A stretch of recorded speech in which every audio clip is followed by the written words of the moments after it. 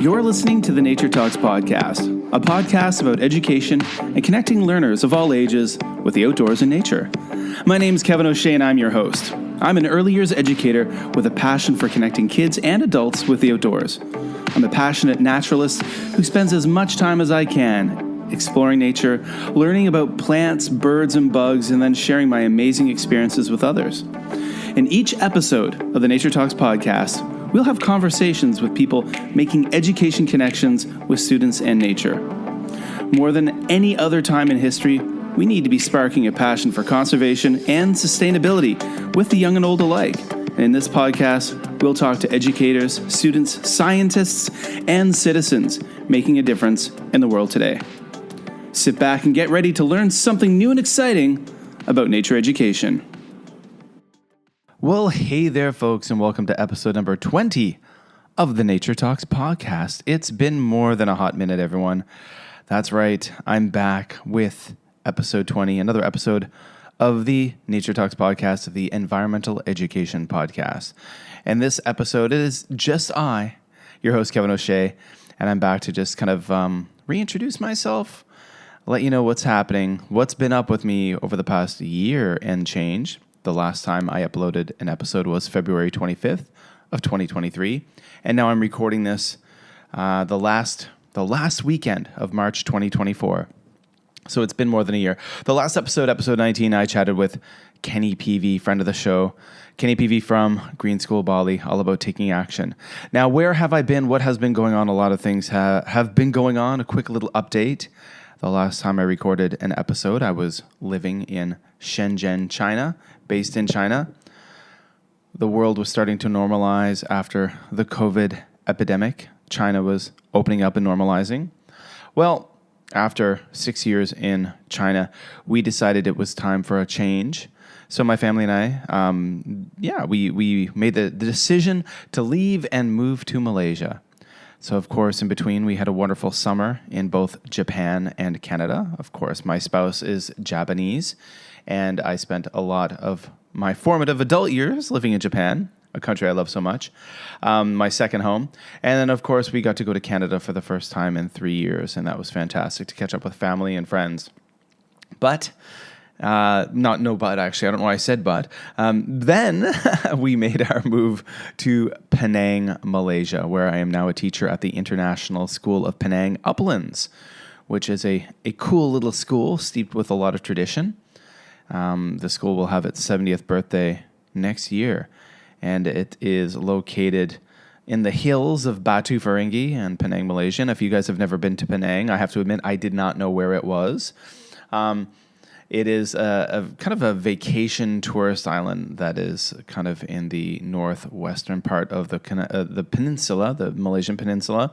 And it's a gorgeous little island, very tropical, very neat place, very slow pace of life. After living in huge cities for so many years, it's been a bit of a learning curve for our family to get used to the kind of slow pace of life. But here I am now, again, at the International School of Penang, Uplands. I teach year 3, which would be the equivalent of grade 2. And I am also the social media content creator and coordinator for the primary school. So when you look at our school's Instagram and our LinkedIn, Facebook, I'm the person who takes a lot of the photos and uploads those photos. I make a lot of the videos and edit videos and reels and all of those different cool things. It's a very interesting hat to be wearing.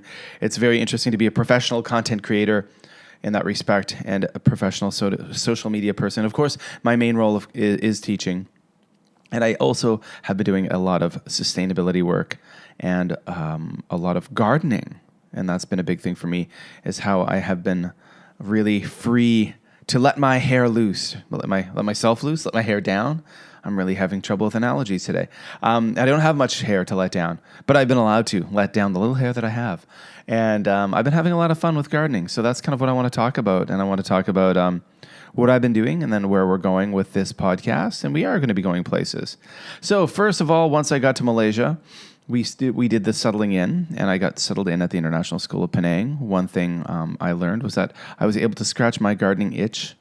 I had access to a very small space, but I've turned that space into a pretty productive kitchen garden.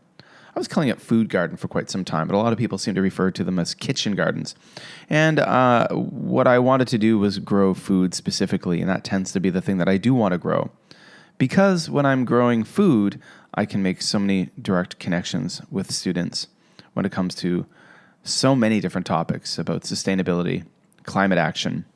And I quickly then created an after-school activity. Here they call them CCAs, cross-curricular activities, essentially an after-school club where I am gardening with grade 4 and grade 5 students. And it's been a lot of fun. I've been doing it all year long, and we have taken this garden plot and made a lot of cool things happen.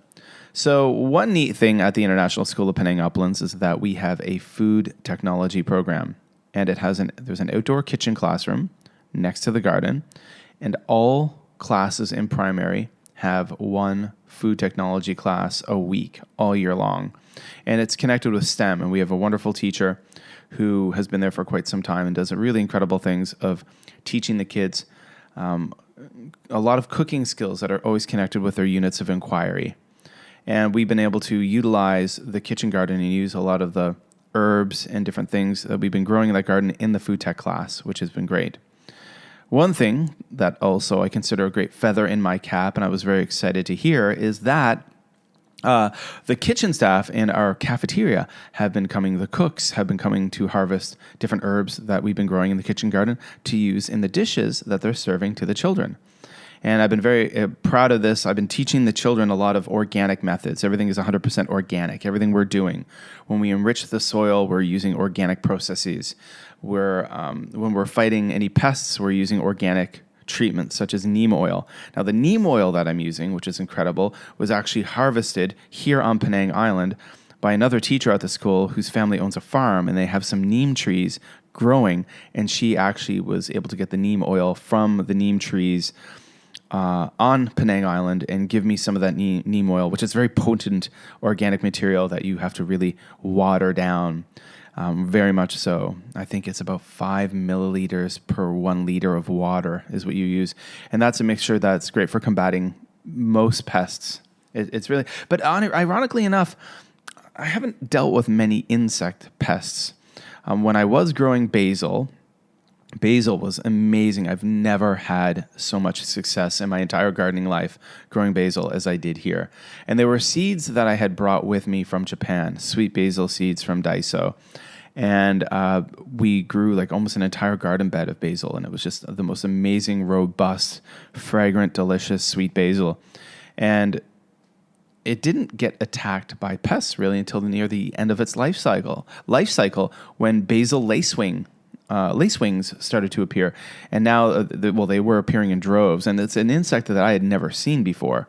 Typically, in places where I've gardened before, in China, in Canada, Japan, basil is attacked a lot by aphids, but this was attacked by these specific specialist insects, basil lacewings. But again, it was near the end of the life cycle for the basil, so that wasn't an issue. And I've since harvested that basil and removed all the plants, and now I'm replenishing the soil. So I've been doing all kinds of fun stuff. I grew tomatoes, which were doing amazingly well, but we have large monkey populations here in Penang, something I've never had to combat, that kind of pest. So we've got a really beautiful, cute monkey called the dusky leaf monkey or the dusky langur. They have no interest in the garden, the kitchen garden, but the macaques, the long-tailed macaques, that's a different story. They basically ate all the tomatoes before they could ever ripen. I probably could have had a yield of a couple of hundred tomatoes, but they were all eaten by the monkeys.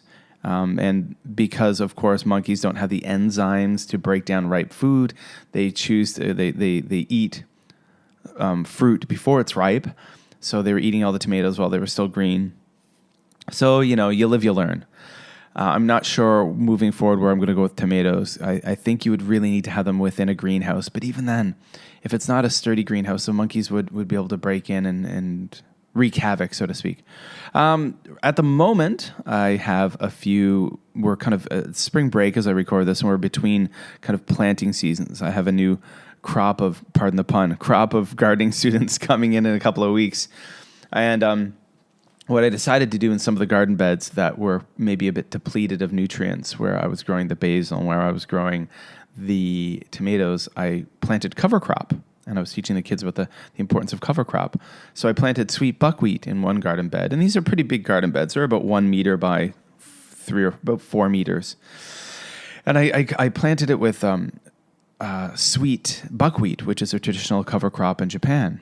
And of course, cover crops are things that farmers traditionally would do to organically enrich the soil. Maybe you've been growing, for example, you've been growing herbs or tomatoes for some time, and eventually those giant plants have depleted a lot of the nutrition from the soil. So you plant another kind of nitrogen-rich crop like clover is always a favorite, white clover, red clover, or buckwheat.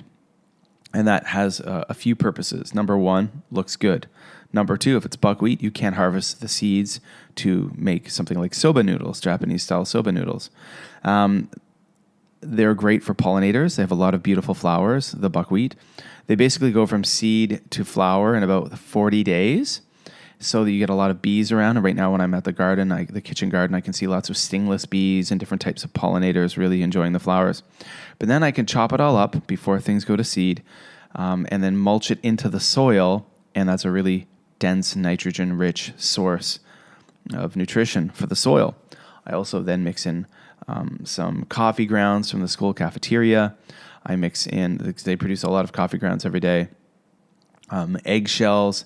We have a composter. I've been adding compost.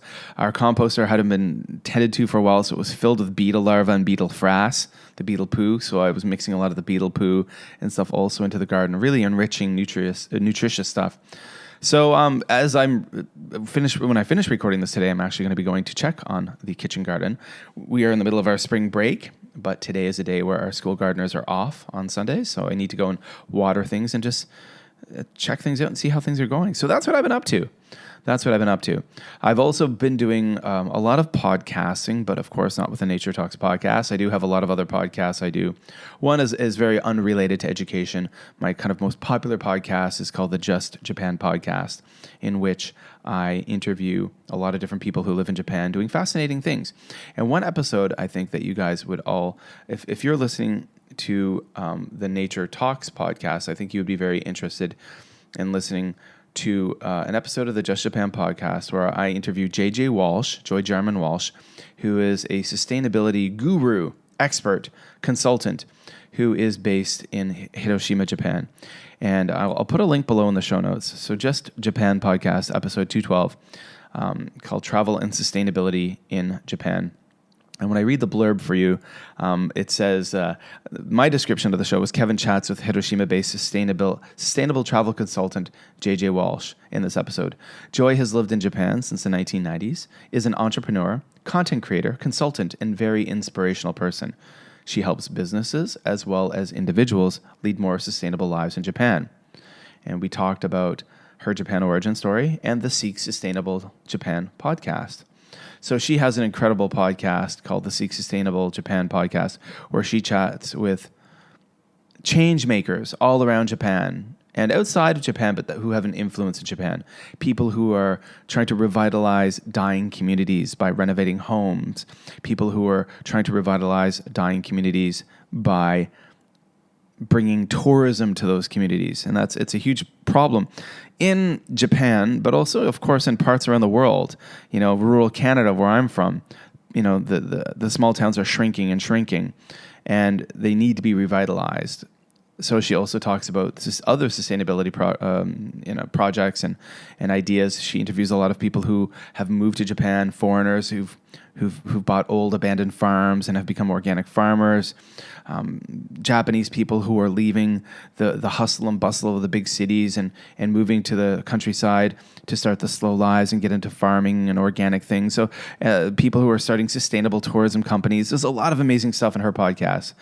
So I'm going to put links to all that stuff below. That's really cool. That would be right up your alley, folks. As for me, moving forward, I do plan on, of course, recording the Nature Talks podcast again, and relatively frequently. Not every week. That's absolutely too much for me to be able to bite off and chew. But once or twice a month, I will bring you new episodes of the Nature Talks podcast, where I will talk to educators who are doing incredible things in the world of sustainability. I've already have several amazing people who I've reached out to in recent days and weeks who agreed to come on the podcast and share their stories with you, their inspirational stories. And, maybe I think I will go more in depth about how to start a kitchen garden at a school. I will do an episode like that, and maybe I will find some people who are doing similar things. One thing that I've learned over the past year or throughout the school year at the International School of Penang, Uplands, is that I've been able to make a very robust kitchen garden. I've had support from administration from the top down, which has been great. Our head of school, our principal, they've been very excited to have me take on these projects.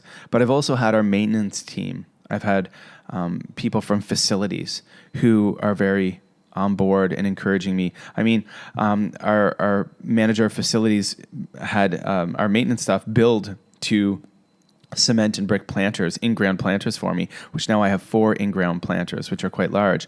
The gardening staff, when I'm not around, they're there to water things. And one compliment I got from a head of maintenance who's been here for many years, he said, I'm the first teacher he's seen in years and years and years who can actually grow stuff. And I think a big part of that is the commitment you have to make. When you're going to start a kitchen garden, it's not something you're going to do as a one-off or unit of inquiry. It's something you need to do for the entire year. And you need to come in after school sometimes, and you need to come in on the weekends. And if you're around during holidays, you need to come in on holidays. And if you're not going to be around on holidays, you either have to make arrangements with the gardening staff or the maintenance staff at your school to do some basic maintenance work and watering, or you have to really plan around your planting cycles and seasons to not really have anything happening in the garden during those holiday times. But it's been a great project. It's been a lot of fun for me. So I also will be presenting at the OFFSEAS Outdoor Education Conference this April, the last weekend of April of 2024. That is at United World College Thailand in Phuket, Thailand. And I'm going to be doing a presentation about how I use podcasting and social media to connect children and people with the outdoors, with the environment, with sustainability, and how I use social media and podcasting to get people excited about sustainability. So, yeah, that's been a bit of motivation for me getting back into this podcast as well. So there's going to be a lot of stuff happening with me moving forward, and I'm pretty excited. And I'm pretty excited to get back into this podcast and to reach out to you guys out there who have a passion for sustainability, or those who are just starting to dip their toes into the water of sustainability and want to learn how they can make their schools more sustainable and what they can do as individuals and to motivate their students to take climate action and different things like that. Well, that does it for this episode number 20 of the Nature Talks podcast. I'm really happy to be back. Of course, my name is Kevin O'Shea. You can find me on LinkedIn. That is a place I am very active on. Go to LinkedIn, check out my profile below, search for Kevin O'Shea, and the link is below in the show notes. You can find me on Twitter, X, at Mad for Maple, of course. But, there doesn't seem to be as many teachers over there as there used to be. And a lot of people have moved over to that LinkedIn space. So that's where I'm definitely the most active. So those are the places. Of course, we also have a Facebook page for the Nature Talks podcast, which has not been active, obviously, in some time because the podcast has been dormant. But that link will be below as well. Please go and give a follow or a like to the Nature Talks podcast Facebook page. And that is it for me, Kevin O'Shea. I am a Canadian educator, a PYP, Primary Years Program educator, insect nerd, a gardening warrior, sustainability geek who is currently based in Penang, Malaysia. And wherever you are in the world, folks, I hope you're happy. I hope you're healthy. And I hope you're doing some things to make our world a better place. All right. Talk to you soon.